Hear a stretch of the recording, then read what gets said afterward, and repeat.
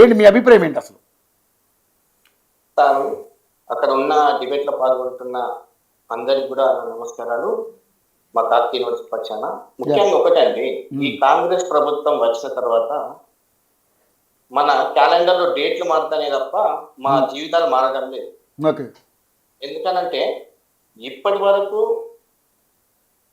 ఒకలేమో 60,000 అంటారు మంత్రులు, ఒకలేమో 70,000 అంటారు, ఒకలేమో ఇప్పుడు 80,000 అన్నాడు మా సోదరుడు, 80,000 అన్నాడు. మరి ఆ ఉద్యోగాలు ఎక్కడి వాళ్ళకు ఒకవేళ వాళ్ళు ఇచ్చినట్టయితే శ్వేతపత్రం విడుదల చేయాలి కదా.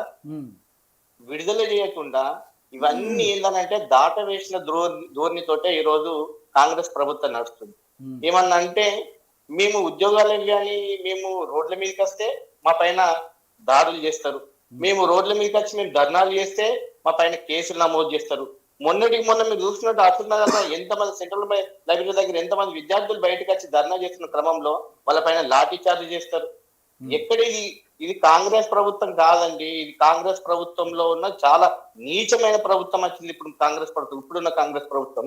ముఖ్యంగా చూసుకున్నట్టయితే వాళ్ళు 2 లక్షల ఉద్యోగాలు అని అంటారు. వాళ్ళకి సిగ్గుండాలి కాంగ్రెస్ నాయకులకు ఎవరైనా ఇప్పటి వరకు ఉన్న వాళ్ళకు. అసలు ఇప్పటి వరకు కాంగ్రెస్ పార్టీకి సంబంధించిన నాయకులు ఎవరు 80,000 60,000 అంటారు. ఒకసారి వాళ్ళ సెంట్రల్ లైబ్రరీకి వచ్చి చెప్పమనండి, అదే విషయం చెప్పమనండి. అదేవిధంగా ముఖ్యంగా బీఆర్ఎస్ ప్రభుత్వం ఇప్పటి వరకు 2,32,000 ఉద్యోగాలు ఆల్రెడీ చేసినాయి. అంతకు ముందుకు చేసినాయి, నోటిఫికేషన్ ఇచ్చినాయి. మేము రిజల్ట్ ఇచ్చి అదేంటి ఎలక్షన్ కోడ్ వల్ల ఆగిన కొన్ని ఉద్యోగాలను పట్టుకొని ఇది మా ఉద్యోగాలు అంటారు కాంగ్రెస్ నాయకులకు. ఇప్పటి వరకే వాళ్ళకు రానున్న రోజుల్లో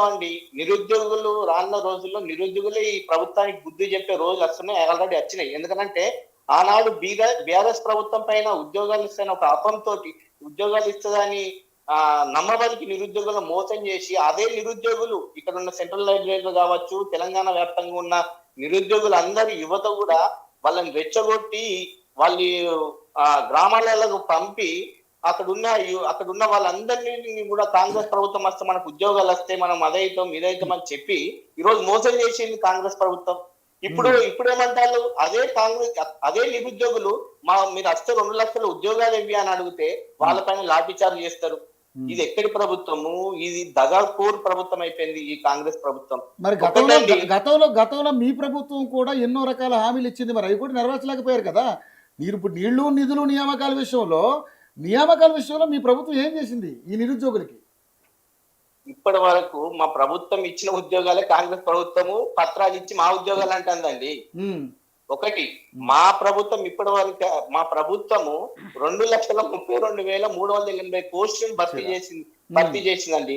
కొన్ని ఎలక్షన్ కోడ్ వల్ల మిగిలిన వాటిని ఇప్పుడు కాదు ప్రశాంత్ గారు, మీరు చెప్పిన 2,32,000 అంతా ఆ ఉద్యోగాలు మీరేమైనా శ్వేతపత్రం రిలీజ్ చేశారు దాని మీద?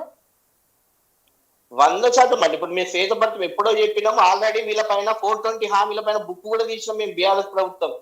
ఇప్పటి వరకు వాళ్ళకి ఎన్ని హామీలు అండి, అసలు చెప్పలేని హామీలు. ఒక్కొక్కరికి ఒక్కొక్క హామీ ఇచ్చిళ్ళు. ఇప్పటి వరకు చూసుకున్నట్టయితే ప్రతి ఒక్క విద్యార్థికి 5 లక్షల భరోసా కార్డు అన్నారు, అదైతే పోయింది. ఎవరైతే అమ్మాయిలు విద్యార్థినులు ఉంటే వాళ్ళ స్కూటీలు అన్నారు, అది ఎక్కడికే పోయింది. సరే అది వదిలేండి, అవి 6 గ్యారెంటీల విషయంలో అన్ని పక్కన పెట్టేద్దాం, అది మన సబ్జెక్ట్ కాదు. ఉద్యోగాల విషయంలో మీరేం చెప్పాలనుకుంటున్నారు? ఉద్యోగాల విషయంలో అండి, వాళ్లకు చిత్తశుద్ధి ఉంటే, నిరుద్యోగుల పైన ప్రేమ ఉంటే ఇప్పటి వరకు వాళ్ళు ఇచ్చిన హామీలు ఏదైతే అసెంబ్లీ సాక్షిగా పచ్చి అబద్ధాలు ఆడతారు. అసెంబ్లీ సాక్షిగా ఎక్కడన్నా ఈ దేశంలో ఎక్కడన్నా జాబ్ క్యాలెండర్ విడుదల చేస్తే జాబ్ క్యాలెండర్ డేట్లు ఉంటాయి కానీ జాబులు ఉండేయా అండి? ఎన్ని విడుదల చేస్తానో అది ఉండదా? ఒక్కసారి కాదండి, 2 సార్ల జాబ్ క్యాలెండర్ పేరు మీద నిరుద్యోగులు మోసం చేసిండు. అక్కడ ఒక్కొక్క అభ్యర్థి అక్కడికి పోతే వాళ్ళ ఆవేదన చూస్తే, మీరు ఓటీవీ వెళ్ళండి, మీ టీవీ ఒకసారి వెళ్ళండి, అక్కడికి పోయి చూస్తే ఎంత ఆవేదన చెందుతున్నారని అంటే మా రాష్ట్ర యూనివర్సిటీలో చాలా మంది నిరుద్యోగులు ఇబ్బందులకు గురవుతున్నారు.